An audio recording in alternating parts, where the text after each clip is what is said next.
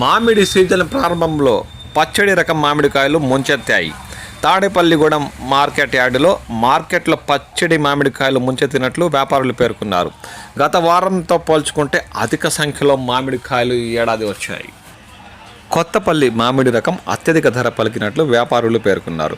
నాణ్యత ఆధారంగా ఈ ధరలను వ్యాపారులు నిర్ణయిస్తారు. కొత్తపల్లి కొబ్బరి రకం మామిడికాయ 100 కాయలు 2000 నుంచి 2500 వరకు అమ్మినట్లు వారు అన్నారు.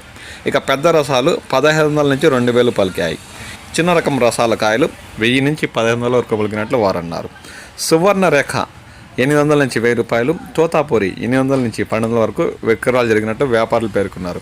అయితే హోల్సేల్గా మాత్రం కొత్తపల్లి కొబ్బరి 100 కాయలు 1500 నుంచి 1800 వరకు, పెద్ద రసాలు 1200 నుంచి 1500 వరకు, చిన్న రసాలు 800 నుంచి 1200 రూపాయల వరకు, సువర్ణరేఖ 500 నుంచి 800 వరకు, తోతాపురి రకం 600 నుంచి 1000 రూపాయల మధ్య విక్రయాలు జరిగినట్లు వ్యాపార వర్గాలు పేర్కొన్నాయి. ఇక్కడి నుంచి బెంగళూరు, చెన్నై, కేరళ వంటి ప్రాంతాలతో పాటు విదేశాలకు కూడా ఆర్డర్లపై ఆవకాయ ఎగుమతి కోసం ఈ కాయలు కొనుగోలు చేస్తున్నట్లు వారు అంటున్నారు.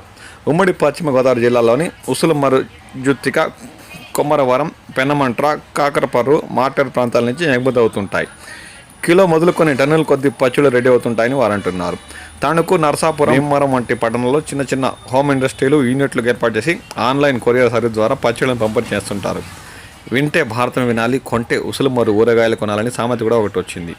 ఇక్కడ పట్టే ఆవకాయ పచ్చడికి అంత ఆదరణ ఉంది. ఈ గ్రామం నుంచే విదేశాలకు కూడా ఎగుమతి చేస్తున్నట్లు వారు పేర్కొంటున్నారు.